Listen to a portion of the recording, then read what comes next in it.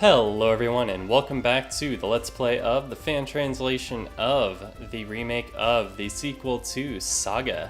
I am Dylan, I am your host, and today we are on the lowest floor, heading to the center of the earth, where it all begins, and where it all ends. And right now I am excavating something that I see over here. We've got a few excavate points here down on this lowest floor, so my goal today is going to be to excavate whatever treasures we might find here, and then make my way to the final boss, but somewhere along the way, I'd like to run into the Haniwa, that optional boss that resides down here. But before I do that, we have a dragon scale helmet, which might be something that Elodie wants instead of this circlet. Let's check it out. Yeah, sure enough, this has 26 defense compared to the 20 of the circlet, so I'm happy to make that change. Don't think anyone else is interested in the circlet. Yeah, Natsmer's already got one, and Zenith and Virtue are not really in the market for a helmet, so we're going to just leave that one on the side. Very happy to be seeing my character's defense raise up here. I wasn't expecting to get any more armor before the game was out, but I'm really happy to do so. Get that last opportunity to raise our character's stats. So yeah, I'm searching for the Haniwa while I'm down here. And in the original game, it was just a random encounter. You had to hope to get lucky running into enemies down here, and just hope to encounter the Haniwa. And then, once you ran into it, you had to hope that you were strong enough to defeat it. And then once you were strong enough to defeat it, you had to just kind of hope that it dropped the right weapon. Because the purpose of fighting this optional boss, the Haniwa, is to get the 7 sword. And it would be really nice if I got that, but I'm certainly not going to make a point of doing it. I would like to run into the Haniwa, test my might against it just once at least, but if I don't get it, that's alright. Let's see, I can't enter. Huh. See, this looks a lot like the platform that was up on the very top floor of the central temple. I thought when I was approaching it that I might be able to use this to get back to the top, and this might be a shortcut to get back down here in the future, but it looks like I can't approach it. Okay. So yeah, in the original game, you just had to hope to run into Haniwa as a random encounter, but since this game doesn't have random encounters, and since we encountered the Haniwa in that optional cutscene earlier, what I'm hoping is that it won't be a random encounter in this game, and that we'll see it coming, and maybe it'll even be in a fixed position. Let's see, can I get from here over to those other excavate points? It looks like I should be able to, right? Alright, let's try this. Use stealth to get past these guys. Oh no, I was spotted. I can't outrun him, it's a dead end. Oh no, he got me. Okay.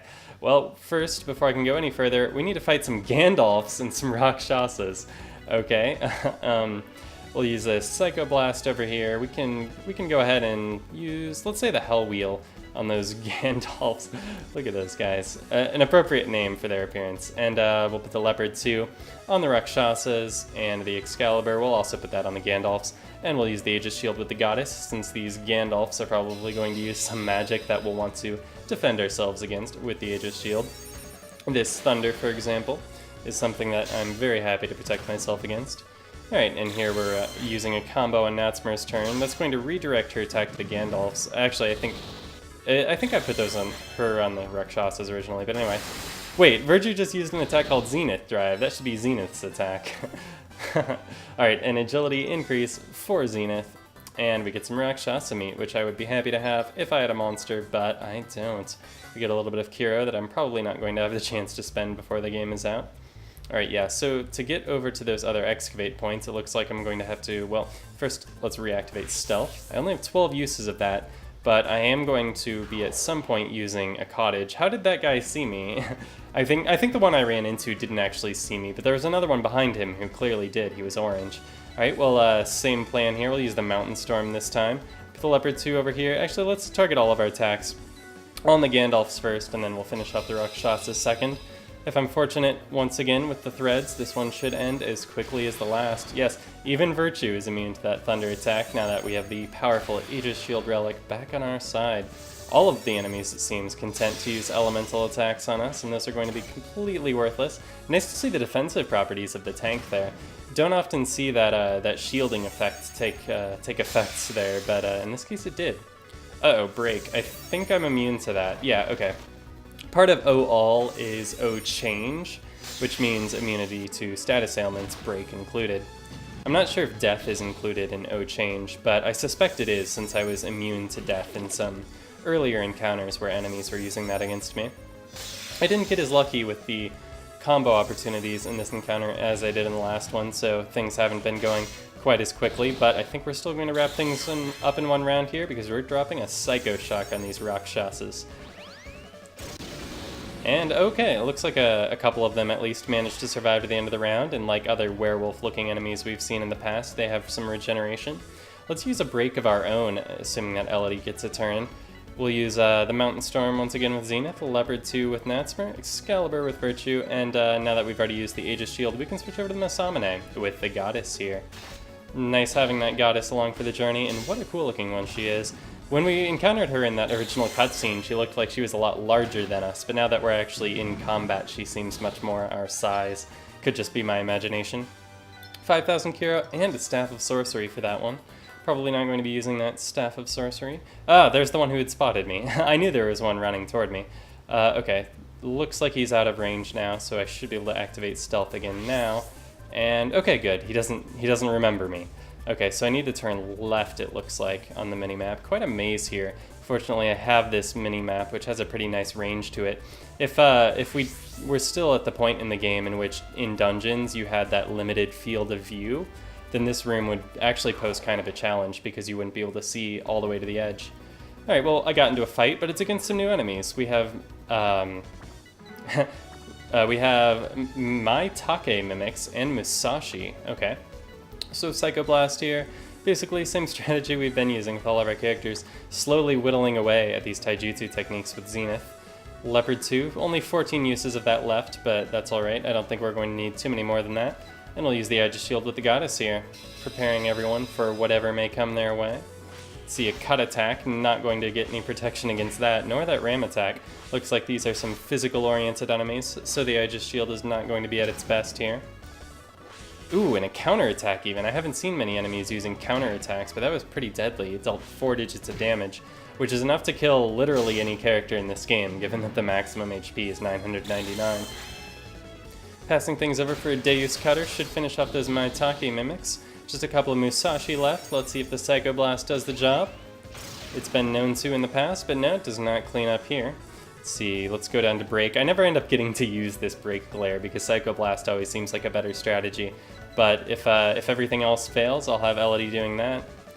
And let's see how it goes. Man, that Masamune, not enough to finish off that Musashi. They must have quite a lot of HP. And there we see the protection of the tank coming into play once again. And wow, okay, these really do have a lot of HP if none of them were even defeated by that. Alright, let's see, Virtue's Excalibur attack. Enough to kill 2 of them, and the Break Glare finishes off the last one. Yeah, I got to use Break Glare, and it even turns someone to stone. And we get Cold Wave on Elodie, replacing her existing iteration of Cold Wave, which does nothing because it didn't even like restore uses to Cold Wave because I had never used it. And we get a Spirit increase for Elodie, along with some money and some MP. Now, before I go any further, I should probably do some healing, but I'm happy to see that there is an Excavate point just ahead of us. Let's use Elodie's Staff of Healing here, bring everyone back up to full. I have a backup Staff of Healing in my inventory should I need it, so I'm not afraid of using up the one I've got. I'll switch to Excavate here. There is one more enemy in my path, but I can fight it if I'm unable to simply dodge it before my stealth runs out. And it spotted me, but it didn't decide to give pursuit. Alright, so we get to Excavate here, and what could this be? Not a lot of treasure left in this game. But in this chest we have a cottage. Wow, okay. I've been hoping to get a cottage while I was down here because this means I can use a cottage both before and after the Haniwa fight, which is really cool. I just hope that I can see the Haniwa fight coming, like I was saying. I'm not sure how it works in this game, but if this was Final Fantasy Legend 2, then any one of these monsters could actually be the Haniwa, but doesn't seem to be the case here. I'm guessing it's going to have a unique map appearance because like it showed up in a cutscene, you know? So like the out of battle model exists in the game to represent that enemy. So there's no need to use like the shadowy silhouette monster generics that are used for everything else to represent the Haniwa. But we'll see. It could be that it's exactly like the original because so many things in this game are taken like directly from the original. It seems like almost everything that was changed between the original Game Boy version of the game and this DS remake were additive, you know? Like, the combo attacks were just, like, dropped on top of the game's existing combat system. The encounters with the muses were just dropped into the existing world, and, like, the Goddesses of Destiny are new to this game. and like they're completely separate. They live off in their own little world, literally. So it seems that when in doubt, you can just suspect that something will be as it was in the Final Fantasy Legend 2.